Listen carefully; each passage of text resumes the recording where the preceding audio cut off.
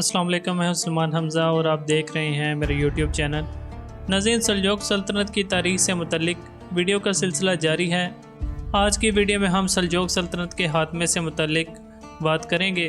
ایک ایسی اسلامی سلطنت جس نے مشرق وسطیٰ اور ایشیا کی تاریخ میں اہم کردار ادا کیا، وہ سلطنت جس کو سلطان تغرل بیگ، الپ ارسلان اور ملک شاہ نے عروج تک پہنچایا، کیسے وہ زوال کا شکار ہو گئی۔ آج کی ویڈیو میں ہم اس کی وجوہات کے بارے میں بات کریں گے، تو چلیے ویڈیو کو سٹارٹ کرتے ہیں۔ ناظرین، ملک شاہ کی موت کے بعد اس نے اپنے پیچھے 4 بیٹے چھوڑے اور ان بیٹوں میں برکیاک، محمد، سنجر اور محمود شامل تھے۔ محمود، جو بعد میں ناصر الدین محمود کے نام سے پہچانا گیا، اس کے ہاتھ پر بیعت کی گئی کیونکہ اس کی ماں ترکان خاتون کو ملک شاہ کے دور حکومت میں بڑی قدر و عزت کی نگاہ سے دیکھا جاتا تھا۔ محمود تقریباً 2 سال یعنی 1092 عیسوی سے 1094 عیسوی تک حکمران رہا، جس کے بعد محمود اور اس کی والدہ کا انتقال ہو گیا۔ اس کے بعد رکن الدین ابو المظفر برکیاک بن ملک شاہ نے اقتدار سنبھالا اور اس نے 1105 عیسوی تک حکومت کی، جس کے بعد رکن الدین ملک شاہ ثانی کے ہاتھ پر بیعت ہوئی اور اسی سال اقتدار غیاث الدین ابو شجاع محمد کے ہاتھ لگا۔ پھر اس نے 1128 عیسوی تک سلجوق سلطنت پر حکومت کی۔ عظیم دولت سلجوقیہ کا آخری حکمران غیاث الدین ابو شجاع محمد ہی تھا، جس کا پایہ تخت ماوراء النہر کا علاقہ تھا، جو خراسان، ایران اور عراق کے بہت سے علاقوں پر حکومت کر رہا تھا۔ ناظرین، پھر وہ تاریخی دن بھی آیا جب سلجوق سلطنت کا 1128 عیسوی میں شاہنامہ خوارزم کے ہاتھوں خاتمہ ہو گیا اور اس کے بعد ماوراء النہر سے سلجوقیوں کی عظیم سلطنت کے خاتمے کے ساتھ ہی سلاجقہ اور افتراس بھی انتشار کا شکار ہو گئے۔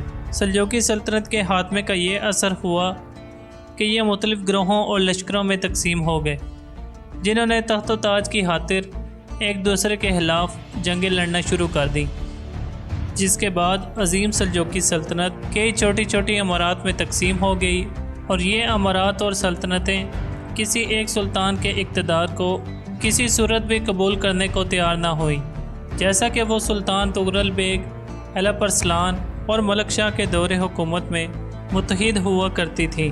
لیکن اب کی بار ایسا نہیں تھا۔ ہر علاقہ خود مختار ہونے کے ساتھ ساتھ ان کا اپنا فرمان روا بھی تھا، جن کا دوسرے علاقوں کے ساتھ کسی قسم کا کوئی تعلق بھی نہیں تھا۔ اس افراتفری اور انتشار کے نتیجے میں ماوراء النہر سے ایک اور طاقت ابھر کر سامنے آئی۔ یہ خوارزمی سلطنت تھی جو منگول حملوں کا ڈٹ کر مقابلہ کرتی رہی۔ اسی عرصے میں سلاجقہ روم کی سلطنت سامنے آئی۔ یہ وہ سلطنت تھی جس نے صلیبی حملوں کو روکا اور ایشیائی کوچی کے شمال مغربی حصے کو دشمن سے محفوظ رکھا، لیکن یہ سلطنت منگولوں کے تابڑ توڑ حملوں کا مقابلہ نہ کر سکی اور بالآخر اس علاقے میں منگولوں نے تباہی مچا دی۔ ویسے تو سلجوقی سلطنت کے خاتمے کی بہت سی وجوہات ہیں، مگر ان میں سے چند ایک کا ذکر کرتے ہیں۔ سلجوق سلطنت کے خاتمے کی سب سے بڑی وجہ یہ تھی کہ سلجوق خاندان کے اندر ہر کوئی اقتدار پر قبضہ کرنا چاہتا تھا، جن میں چچا، بیٹے، بھتیجے سب شامل تھے۔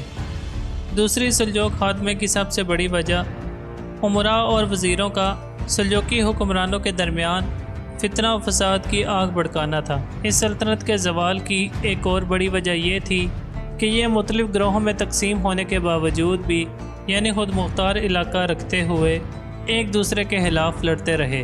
اسی چیز نے ان کو کمزور کر دیا، جس کے بعد ان کی سلطنت کا خاتمہ ہو گیا۔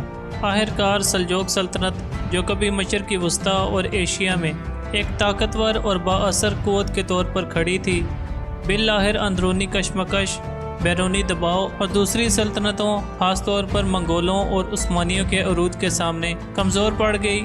ایک وقت تھا جب یہ تمام علاقے سلجوقی سلطنت کے کنٹرول میں ہوا کرتے تھے۔ سلجوق سلطنت نے اسلام کے پھیلاؤ اور ترک عوام کی اناطولیہ کی طرف ہجرت میں اہم کردار ادا کیا۔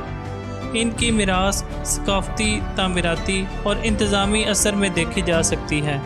ان میں مساجد، محلات، مدارس اور فن تعمیر شامل ہے۔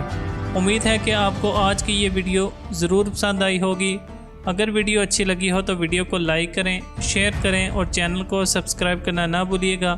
ملتے ہیں اگلی ویڈیو میں کسی نئے ٹاپک کے ساتھ، تب تک کے لیے مجھے دیجیے اجازت۔ اللہ حافظ۔